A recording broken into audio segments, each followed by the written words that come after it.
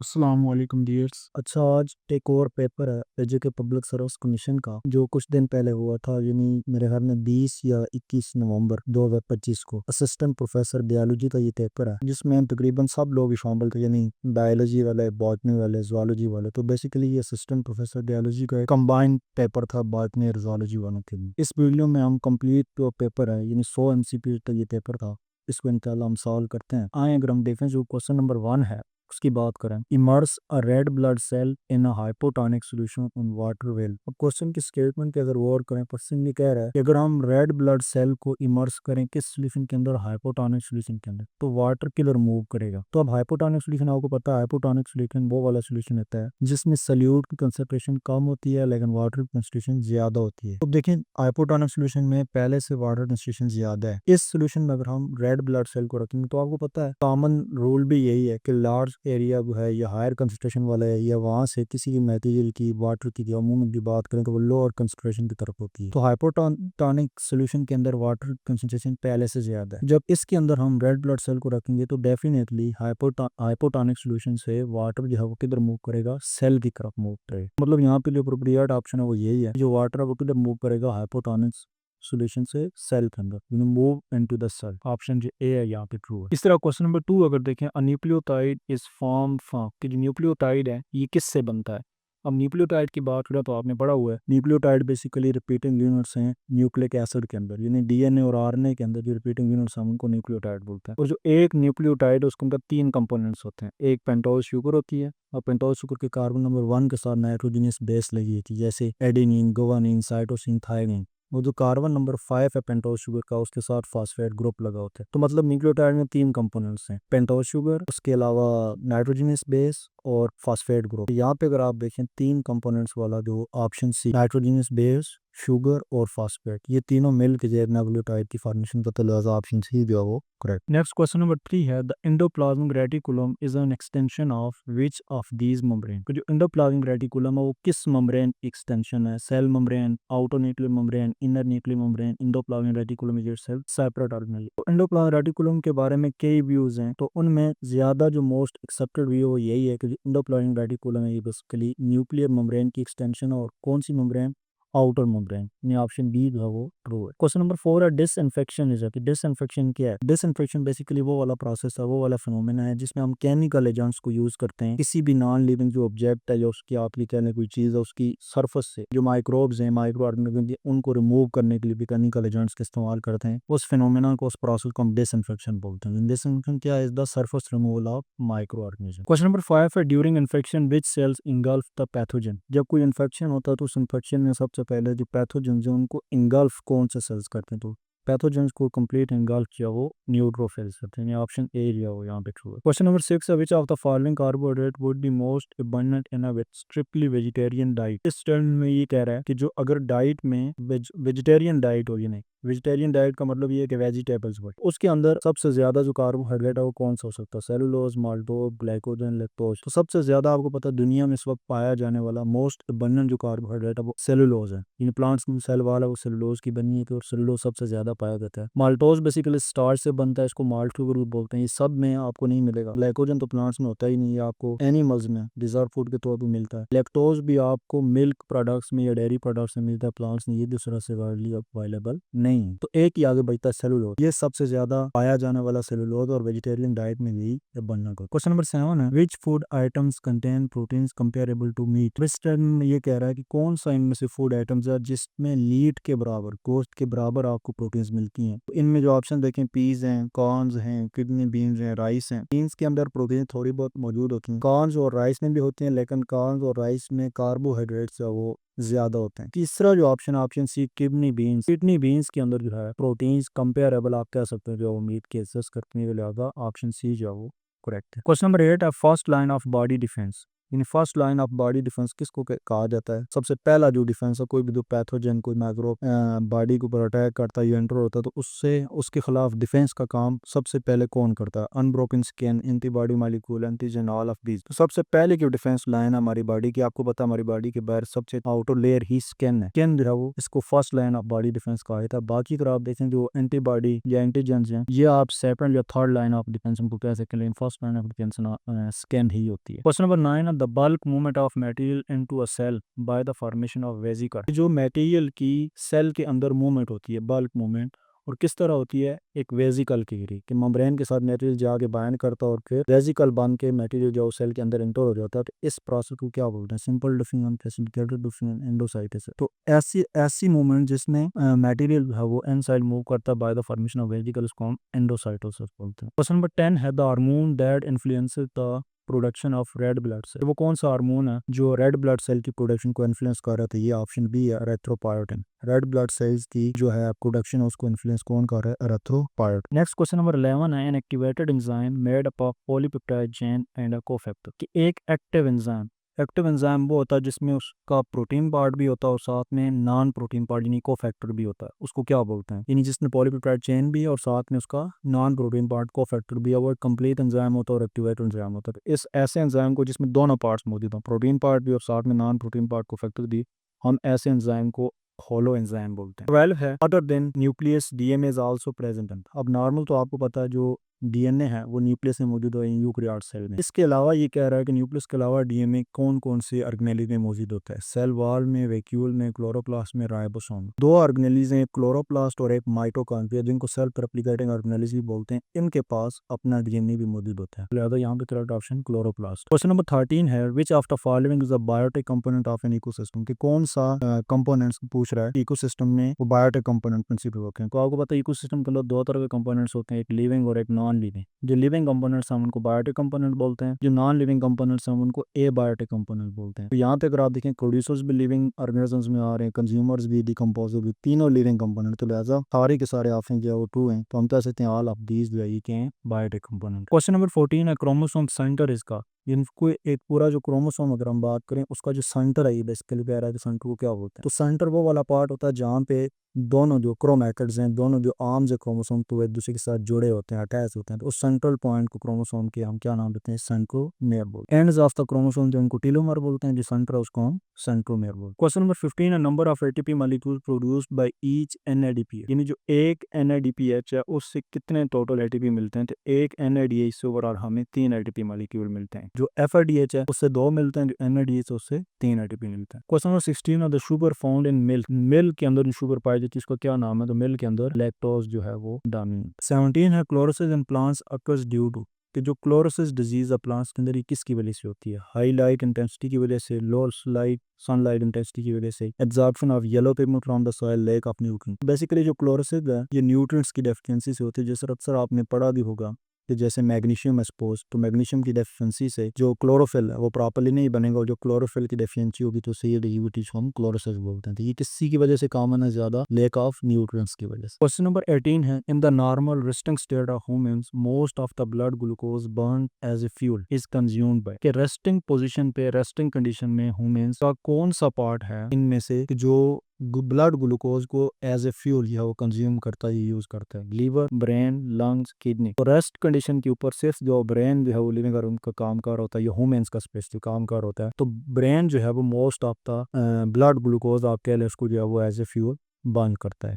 Correct option जहाँ पे brain. Next question number 19 है dash is a viral disease caused by mosquito bird. कि कौन सी ऐसी वायरल डिजीज है जो मच्छर के काटने से ज्यादा फैलती है? Dengue, typhoid, hepatitis, malaria. तो डेंगू वायरस जो है आप ये कह रहे हैं, या डेंगू जो डिजीज है ये वायरल डिजीज है। जो मस्कीटो जो है ईल्स मस्कीटो आपने पढ़ा भी होगा, उसके काटने से ये फैलती है। टाइफाइड अगर आप देखें तो ये वायरल डिजीज नहीं है बल्कि ये बैक्टीरियल डिजीज है। हेपाटाइटिस वायरल डिजीज जरूर है लेकिन ये मस्कीटो से नहीं फैलती। मलेरिया अगर आप देखें तो ये पैरासाइट भी फैलती है, प्लेरासाइट है, प्लाज्मोडियम, ये भी वायरल डिजीज नहीं है अगर हम देखें। तो लिहाजा यहाँ पे जो करेक्ट ऑप्शन है वो डेंगू। क्वेश्चन नंबर 20 है the termination of polypeptide chain is brought about by. Translation में आखिरी कह लें जो उसका स्टेप है, पहला जो है इनिशिएशन है, दूसरा इलांगेशन, तीसरा टर्मिनेशन। जो टर्मिनेशन में जब पॉलीपेप्टाइड चेन बन जाता है कि एंड पे कुछ स्टॉप कोडान्स आते हैं और वो स्टॉप कोडान के कारण जो है वो पॉलीपेप्टाइड चेन की टर्मिनेशन होती है। ये पूछा वो स्टॉप कोडान कौन से हैं? 3 स्टॉप कोडान है बेसिकली, और वो 3 कौन कौन से हैं? UA, UAG, UGA, ये तीन जो है वो उनको स्टॉप कोडान का नाम दिया था क्योंकि टर्मिनेशन में हेल्प करते हैं। लिहाजा करेक्ट आपने यहाँ पे ऑप्शन बी है। 21 है chloroplast are considered to have originated from. ये आपने शायद पढ़ा हो, एंडोसिम्बियोटिक हाइपोथेसिस या एंडोसिम्बियोटिक जो थ्योरी है उसके अकॉर्डिंग जो क्लोरोप्लास्ट हैं एंडोसिम्बियोटिकली साइनो बैक्टीरिया से ओरिजिनेट हुए। 22 है which of the following tissues are able to break down glycogen to provide glucose. कि कौन से ऐसे टिश्यूज हैं जिनके अंदर ये एबिलिटी होती है कि वो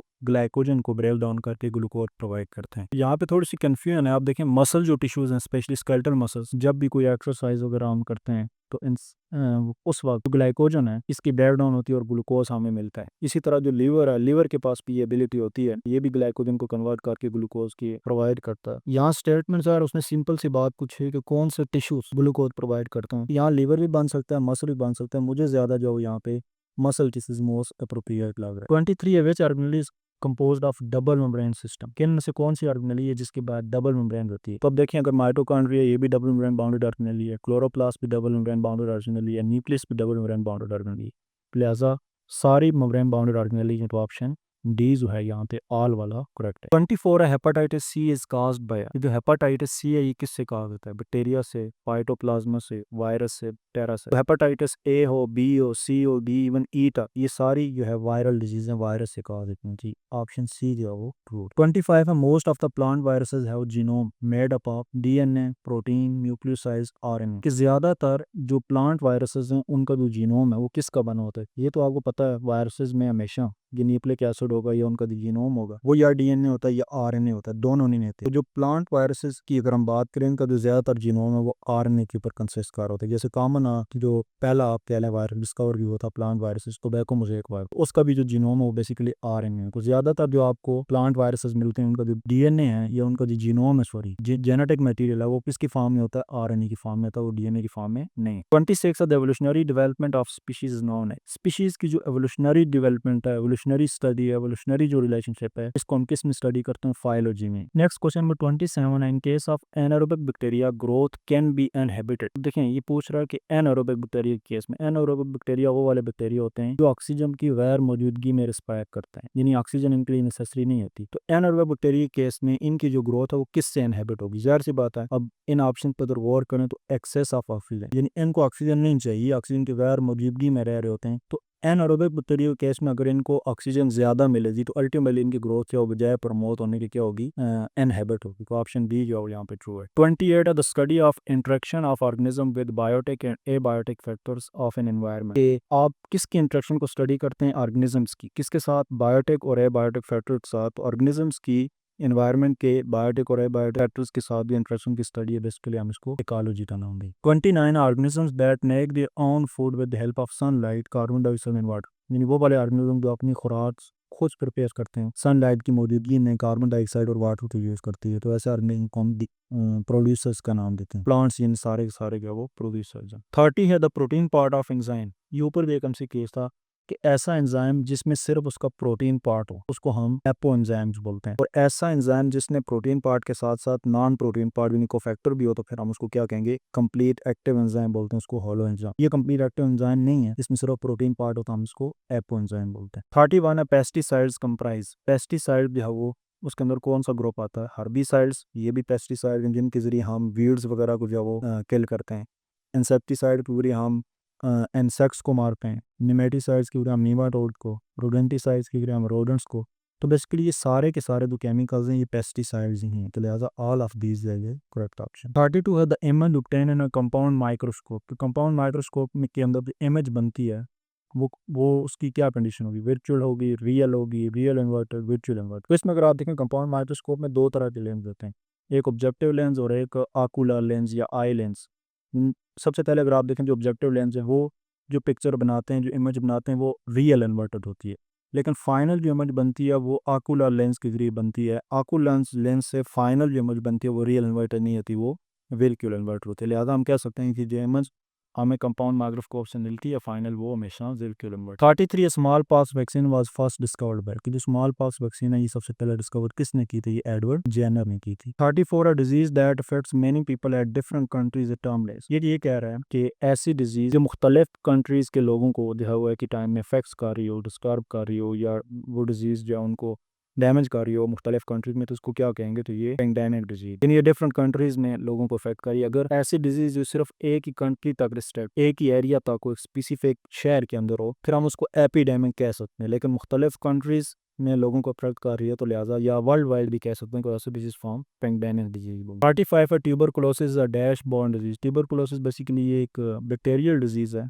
लेकिन किसके जरिए ये फैलती है? एयर के जरिए, जिसमें हमारे मुख्तलिफ बॉडी पार्ट डैमेज होते हैं। लिहाजा ज़्यादा जो कॉमन है वो लंग्स इफेक्ट होते हैं ट्यूबरकुलोसिस से, जिसको हम कॉमनली टीबी की डिजीज भी बोलते हैं।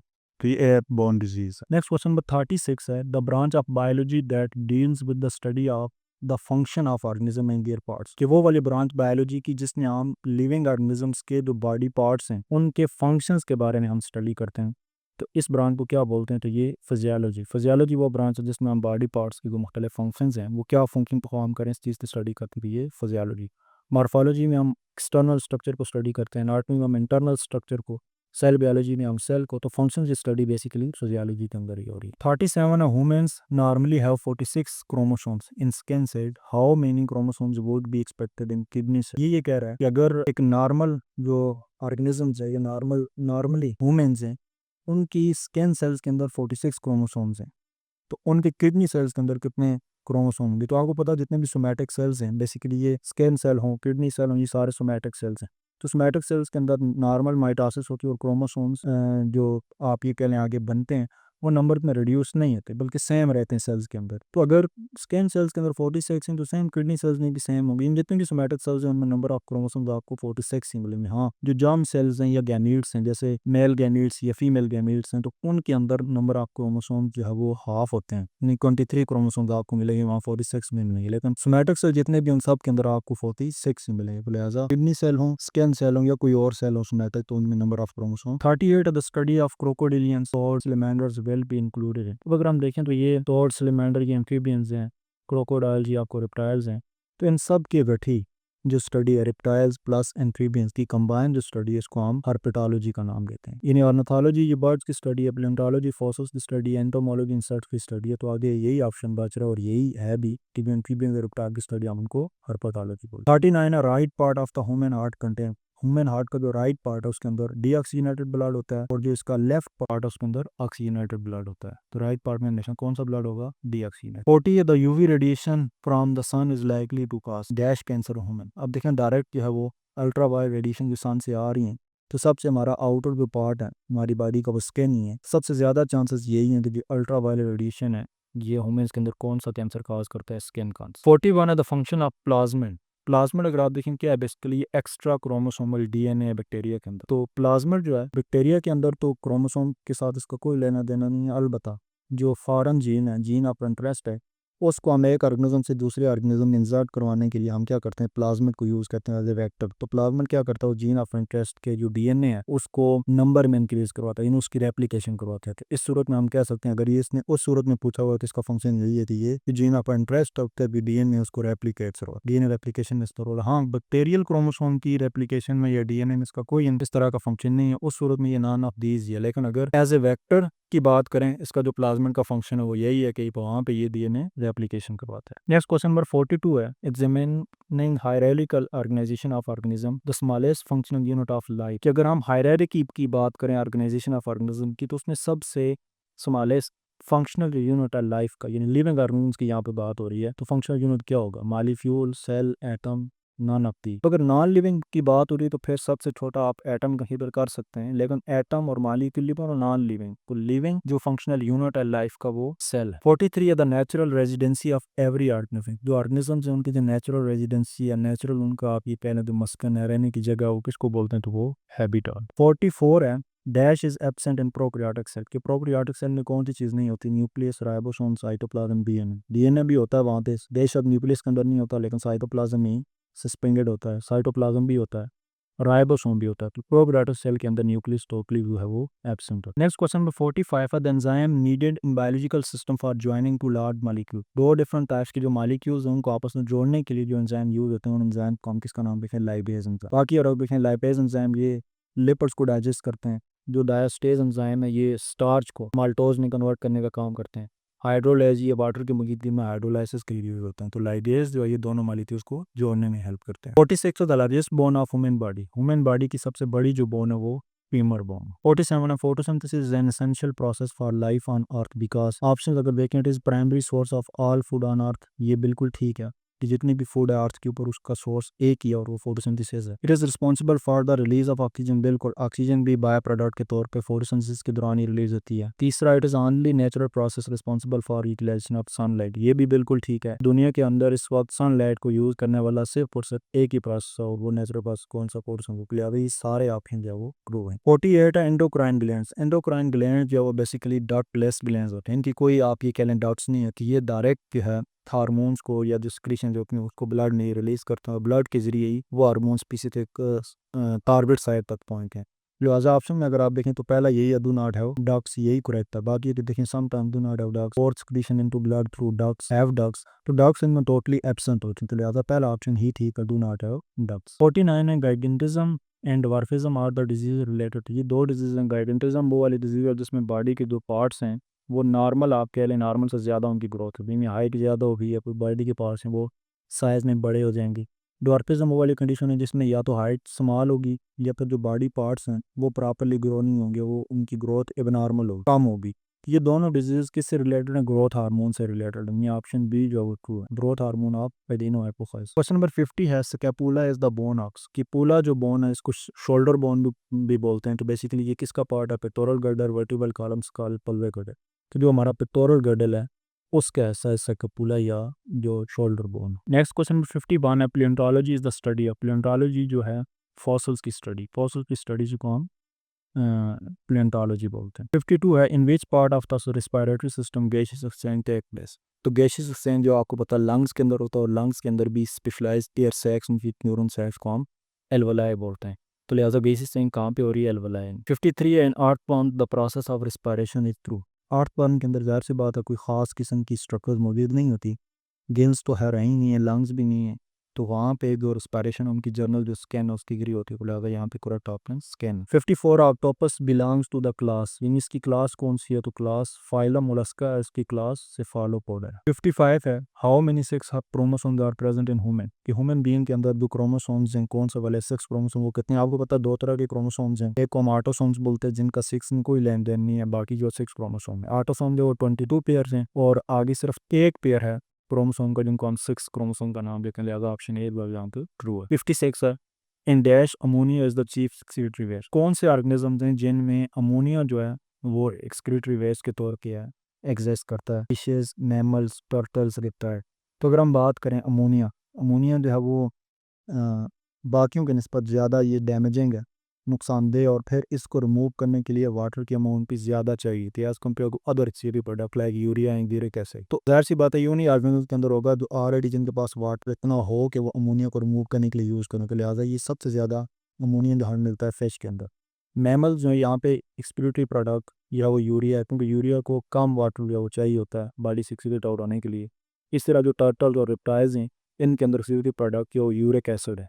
तो लिहाजा यहाँ पे करेक्ट ऑप्शन फिश ही है जहाँ पे अमोनिया जो है as a chief excretory product. 57 dash states that mixing of alleles at meiosis and their subsequent recombination do not alter the frequencies of allele in peak aggregation. Statement ये कह रही है कि मियासिस के वक्त जो एलील्स एक दूसरे के साथ मिक्स होते हैं और फिर उनकी ही कॉम्बिनेशन होती है, इससे जो अलील्स की फ्रीक्वेंसी है वो फ्यूचर जनरेशन में अफेक्ट नहीं है। कि ये किसने कहा था? तो ये basically statement Hardy Weinberg theorem की कि जो मियासिस है, मियासिस के ज़रिए जो अलील्स की मिक्सिंग है, मिक्सिंग होती है, रिकॉम्बिनेशन होती है, इससे फ्रीक्वेंसीज नहीं चेंज होती है। फ्रीक्वेंसी जो generation to generation allelic frequency या जीन फ्रीक्वेंसी वो कांस्टेंट रहती हैं अनटिल कोई एवोल्यूशन जो है या आप कह लें ऐसी जो एक्टिविटी है वो इनको अफेक्ट ना करे, तब तक ये टोटली है वो कांस्टेंट देखिए। ये बेसिकली स्टेटमेंट है हार्डी वैनबर्ग थ्योरम की। 58 है, डैश अकर्स व्हेन सब population become geographically isolated from one another. ये स्पेसिएशन के बारे में कह रहा है कि जब सब पॉपुलेशन जो है वो जियोग्राफिकली आइसोलेट हो जाती हैं एक दूसरे के साथ, तो ये कौन सी स्पेसिएशन हो, यानी दरमियान में कोई आप ये कह लें जियोग्राफिकली कोई एरिया आ गया, रिवर आ गया, उसके अलावा कोई दरमियान में पहाड़ आ गया, तो आप पहाड़ के एक साइड पे स्पीशीज़ अलग हो गई हैं, दूसरी साइड पे अलग हो गई हैं। तो इस तरह की जो स्पीशिएशन है उसको हम एलोपैट्रिक स्पीशिएशन का नाम देखें, जिसमें उन स्पीशीज़ के बनने में दरमियान में जियोग्राफी इन्वॉल्व हो। ठीक है, तो ऐसे स्पीशिएशन पैटर्न को क्या कहेंगे, allopatric species. Next question number 59 है, the process of conversion of atmospheric nitrogen into ammonia by bacteria is called. वो वाला प्रोसेस जिस प्रोसेस में एटमॉस्फेरिक जो नाइट्रोजन है वो अमोनिया में कन्वर्ट होती है, जिसको क्या बोलते हैं, जिसको नाइट्रोजन फिक्सेशन का नाम देते हैं। अमोनिफिकेशन जो है ये वो वाला प्रोसेस जिस प्रोसेस में जो डिकम्पोजर्स वगैरह क्या करते हैं, एनिमल बॉडी के अंदर मौजूद जो नाइट्रोजनियस कंपाउंड्स है, नाइट्रोजनियस पेस्ट है, उसको डिग्रेड करके अमोनिया बनाए तो उसको अमोनिफिकेशन बोलते हैं। नाइट्रिफिकेशन ज़र अमोनिया से जो नाइट्रेट्स और नाइट्राइट्स बनते हैं उनको नाइट्रिफिकेशन बोलते हैं। और ये जो नाइट्रेट्स और नाइट्राइट्स बने इनको दोबारा एटमॉस्फेरिक नाइट्रोजन में जो कन्वर्ट करने वाला प्रोसेस को डीनाइट्रिफिकेशन बोलते हैं। तो यहाँ पे मोस्ट जो प्रोक्रिएट है वो नाइट्रोजन फिक्सेशन। क्वेश्चन नंबर 60 है, the main mode of nutrition in plants. Plants आपको पता ये सारे सारे ऑटोट्रॉफ होते हैं, ये अपने खुराक खुद प्रिपेयर करते हैं, ज़्यादा ये ऑटोट्रॉफ को करेक्ट है। 61 है, पैरामीशियम बिलोंग टू फाइलम। तो पैरामीशियम का जो फाइलम है प्रोटो इज़ोआ, प्रोटोजोआ से ये ज़ाहिर है सारा जो पैरामीशियम है वो बिलोंग कर रहा है। 62 the process of shedding leaves from a plant is known as. Plants का जो फिनोमेना है जिसमें वो अपने लीव्स को शेड कर देते हैं, इस प्रोसेस को एब्सेशन बोलते हैं। 63 the study of the liver is known as. Liver की जो स्टडी है उसको हेपाटोलॉजी बोलते हैं। हेमाटोलॉजी जो है ये ब्लड और वो वाले ऑर्गन्स जो ब्लड की प्रोडक्शन करते हैं, इस स्टडी को हेमाटोलॉजी बोलते हैं। और ये जो ऊपर हमने शायद पढ़ा भी था, रेप्टाइल्स और एम्फीबियन की स्टडी, उसको हेपाटोलॉजी बोलते हैं। और ये टाइम और जो क्लार्क स्नैकिंग वगैरह की जो स्टडी है इसको हॉरोलॉजी बोलते हैं। तो लीवर की स्टडी को हेपाटोलॉजी बोलते हैं। 64 विच of the following minerals is required by the plants in large quantity. कौन से मिनरल्स हैं जिनको लार्ज क्वांटिटी में प्लांट्स को जो लार्ज क्वांटिटी में चाहिए होते हैं। जो क्लोरीन है, मैंगनीज और सोडियम है, इनको हम माइक्रो न्यूट्रिएंट्स बोलते हैं क्योंकि ये स्मॉल क्वांटिटी में चाहिए होते हैं। जबकि फास्फोरस जो है ये मैक्रो न्यूट्रिएंट आता है क्योंकि ये ज्यादा क्वांटिटी में प्लांट्स के लिए वो चाहिए होता है। 65 है, फोनो रिसेप्टर रिस्पॉन्ड टू। फोनो रिसेप्टर्स वो वाले रिसेप्टर हैं जो साउंड या वाइब्रेशन को डिटेक्ट करके इनको रिस्पॉन्ड करते हैं, इनको हम फोनो रिसेप्टर बोलते हैं। ये किसको रिस्पॉन्ड करेंगे, साउंड और वाइब्रेशन। नेक्स्ट क्वेश्चन नंबर 66 है, dash process a renal portal system. Dash possess a renal portal system. के जो रीनल पोर्टल सिस्टम है ये किसके अंदर होता है। अगर आप देखें जो रीनल पोर्टल सिस्टम है ये इन ऑर्गेनिज्म की बात करें, rabbit, frog, man, horse, man और रैबट, ये मैमल्स हैं। मैमल्स के अंदर जो सिस्टम है उसको हम हेपेटिक पोर्टल सिस्टम बोलते हैं। जबकि फ्रॉग के अंदर आप कह लें जो सिस्टम है ब्लड सर्कुलेशन है या ब्लड ट्रांसपोर्ट होता है, उसमें जो सिस्टम इन्वॉल्व हम उसको रीनल पोर्टल सिस्टम का नाम देते हैं। मैमल्स के अंदर जो वो हेपेटिक पोर्टल सिस्टम। 67 है, by receptors which respond to chemicals. यानी ऐसे रिसेप्टर जो केमिकल को रिस्पॉन्ड करें तो हम उनको कीमो रिसेप्टर बोलते हैं। 68 है, dash is a symbiotic relationship with benefit both organism. नहीं, ऐसा सिम्बियोटिक रिलेशनशिप जिसमें दोनों ऑर्गेनिज्म को फ़ायदा होता है, तो ऐसे रिलेशनशिप को म्यूचुअलिज्म बोलते हैं। जिसमें एक को फ़ायदा और दूसरे को नुकसान हो तो उसको पैरासाइटिज्म बोल रहे हैं। ये म्यूचुअलिज्म में, पैरासाइटिज्म में मोस्टली यही होता है कि एक पैरासाइट होता है और दूसरा आप ये कह लें होस्ट के तौर पर एक्ट कर रहा होता है। एक को फ़ायदा हो रहा होता है, एक को नुकसान हो रहा है। 69 है, dash are the chemical messengers related to the exterior of one animal that affect the behaviour of another individual of the same species. ये कह रहा है कि ऐसे केमिकल मैसेंजर जो उस वक्त ऑर्गेनिज्म एनिमल्स रिलीज करते हैं जब वो दूसरे एनिमल का, आप कह रहे हैं एक स्पीशीज के दो एनिमल्स हैं, एक एनिमल रिलीज कर रहा होता है और वो दूसरे एनिमल्स के बिहेवियर को अफेक्ट करता है, तो इन केमिकल मैसेंजर्स को हम क्या बोलते हैं, तो इनको बेसिकली फेरोमोन बोलते हैं। 70 है, a functional unit of modern ecology. जो मॉडर्न इकोलॉजी है उसका जो फंक्शनल यूनिट है किसको कहा जाता है, तो मॉडर्न इकोलॉजी का जो फंक्शनल यूनिट है बेसिकली ecosystem. 71 है, what is the net gain of ATP during conversion of glucose to pyruvate। ये जब ग्लूकोज कन्वर्ट होता है पायरूवेट में, दो मॉलिक्यूल बनते हैं पायरूवेट के, इस प्रोसेस को ग्लाइकोलाइसिस बोलते हैं। तो आपने पढ़ा भी होगा इसके दो फेज हैं, एक एनर्जी यील्डिंग फेज है और एक एनर्जी बाद में आप ये कह लें जिसमें एक में एनर्जी बनती है और एक में अपनी एनर्जी यूज होती है। तो जो पहला अगर आप देखें वहाँ पे दो टोटल जो पूरे ग्लाइकोलाइसिस हमें 4 ATP मिलते हैं, लेकिन उन 4 में से 2 जो है वो एनर्जी जो इन्वेस्टमेंट फेज है उसने वो एनर्जी यूज की है। लिहाजा नेट जो गेन होता है पूरे ग्लाइकोलाइसिस में पायरूवेट बनने तक हमारे पास वो सिर्फ 2 ATP मालिक्यूल हैं। 2 जब चूंकि यूज हो गए, टोटल बने ही 4 हैं, 2 यूज होंगे तो आगे नेट कितने बच में 2। 72 outermost membrane of plant cell is called. अब ये क्वेश्चन भी कंफ्यूजिंग है। ये कह रहा है कि आउटर मेम्ब्रेन, अब जो सेल वाला है ये आउटर मेम्ब्रेन तो है नहीं। हाँ, अगर यहाँ पे होता outermost layer of the plant cell तो ये क्वेश्चन ऑप्शन लिखा सेल वाल था, लेकिन फिर भी ज़रा मुझे तो लग रहा है कि जो की है उसमें यही होगा, आउटर मोस्ट मेम्ब्रेन में प्लांट सेल की जो सेल वाल कंसिडर किया होगा, लेकिन आउटर मोस्ट मेम्ब्रेन की बात करें तो वो सेल मेम्ब्रेन ही है, आउटर मोस्ट लेयर की बात करें तो वो सेल वाल है। बहरहाल अब ये डिपेंड करता है कि के अंदर कौन सा उन्होंने ऑप्शन है वो सेलेक्ट किया हुआ है। 73 है the alternate form of a gene that occur at the same locus of a chromosome. किस जीन की अल्टरनेट जो फॉर्म उसको हम क्या बोलते हैं, जो है कि क्रोमोसोम के सेम लोकस के ऊपर जो है वो मौजूद होता है, तो जीन का जो अल्टरनेट फेयर अल्टरनेट फॉर्म हम उसको अलील का नाम देते हैं। नेक्स्ट क्वेश्चन नंबर 74 है the wings of birds and insects are examples of, कि जो विंग्स हैं इंसेक्ट्स की और बर्ड्स की, ये किसकी एग्जांपल है? तो ऐसी स्ट्रक्चर्स आप कह लें जिनका ओरिजिन और जिनकी स्ट्रक्चर ये दोनों चीज़ें ऑलमोस्ट डिफरेंट हैं और लेकिन फंक्शन जो है वो दोनों का सेम हो, तो हम उनको एनालोगस ऑर्गन्स का नाम देते हैं या एनालोगस स्ट्रक्चर्स का नाम देते हैं। सेम यहाँ पे भी कि जो विंग्स हैं बैट्स के और इंसेक्ट्स के, दोनों का जो ओरिजिन है दोनों की स्ट्रक्चर डिफरेंट है लेकिन फंक्शन दोनों का सेम है, तो लिहाजा ये एग्जांपल किसकी analogous structures. 75 Archaeopteryx is a connecting link between dash and dash. Archaeopteryx ये कनेक्टिंग लिंक है रिप्टाइल्स और बर्ड्स का, यानी इसके करेक्टर जो है रेप्टाइल से भी मिलते हैं प्लस बर्ड्स से भी मिलते हैं, लिहाजा इसको कनेक्टिंग लिंक कहा जाता है किसका, रेप्टाइल्स और बर्ड्स का। 76 where does the absorption of digested food occur, जो फूड की डाइजेशन हो जाती है फाइनल तो फिर उसके बाद एब्जॉर्प्शन होती है डाइजेस्टेड फूड की, वो कहाँ पे होती है, तो ये ऑलमोस्ट कहाँ पे हो रही है, स्मॉल इंटेस्टाइन जेनम और इलियम के अंदर जो है वो मोस्टली यहाँ पे हुई है। 77 which are the longest cell in animals, animals के अंदर सबसे जो लॉन्गेस्ट सेल हैं वो कौन से, तो सबसे लॉन्गेस्ट सेल जो है हमारी बॉडी के अंदर वो नर्व सेल्स हैं या न्यूरॉन्स आप कह सकते हैं, क्योंकि इन्होंने ब्रेन और स्पाइनल कॉर्ड से लेके पूरी बॉडी तक इंफॉर्मेशन सिग्नल्स जो उनको ट्रांसमिट करना होता है नर्व इम्पल्स को, तो लिहाजा यही सबसे लॉन्गेस्ट सेल है। 78 द फंक्शन ऑफ सेंट्रोमेयर।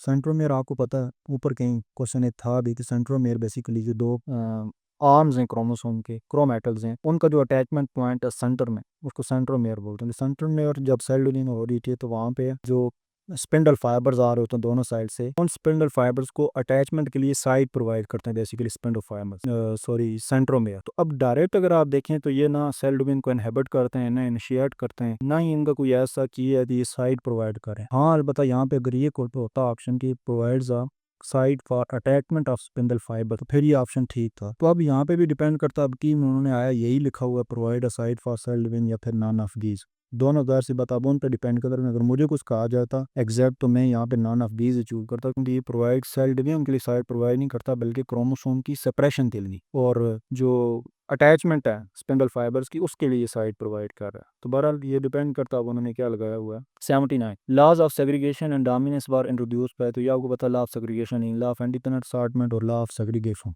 ये दोनों जो लॉ थे ये मैंडल ने दी और फिर डोमिनेंस का जो कंसेप्ट था ये भी मैंडल ने दिया था। ये ऑप्शन सी जो है यहाँ पे ट्रू। क्वेश्चन नंबर 80 है which of the following is not a vascular plant, किन में से कौन सा वास्कुलर प्लांट नहीं है? Moss, fern, pine, sunflower. अब मॉस से ये ब्रायोफाइट है जो नॉन वास्कुलर प्लांट है, फर्न वास्कुलर प्लांट है ये थीडोफाइट इसका तल्ले तक, पाइन है ये जिम्नोस्पर्म है ये भी वास्कुलर है, सनफ्लावर एंजियोस्पर्म है ये भी वास्कुलर है, तो नॉन वास्कुलर कौन सा? मॉस। क्वेश्चन नंबर 81 है a class of vertebrates whose members are characterized by feathers endothermy and amniotic eggs is called, कि वर्टिब्रेट्स की वो वाली क्लास जिसके ये तीन कॉमन कैरेक्टर्स यानी फीदर्स भी हैं, उसके अंदर एंडोथर्मी भी है और फिर एमनियोटिक एग्स भी वो ले करते हैं, कि ये बेसिकली ग्रुप जो है ये एवीज का ग्रुप यानी बर्ड्स की एबिलिटी है वो एंडोथर्मी भी हैं भी कर रहे हैं, उसके अलावा फीदर्स भी हैं, एमनियोटिक एग्स भी ले डाउन कर रहे हैं, तो लिहाजा एवीज जो है या बर्ड जो है वो इस क्लास में आ रहे। क्वेश्चन नंबर 82 है the male part of the flower का जो मेल पार्ट है उसको हम स्टेमन बोलते हैं, जो फीमेल पार्ट है उसको हम कार्पल बोलते हैं, ठीक है, तो जो मेल पार्ट है वो क्या कहलाएगा? स्टेमन। 83 है what is the primary function of stomata and plant leaves, plant leaves के अंदर जो स्टोमेटा का प्राइमरी फंक्शन है वो गैसियस एक्सचेंज है, यानी कार्बन डाइऑक्साइड और ऑक्सीजन का जो एक्सचेंज है वो बेसिकली थ्रू स्टोमेटा होता है। 84 है dash promotes the development of the oocyte in ovaries,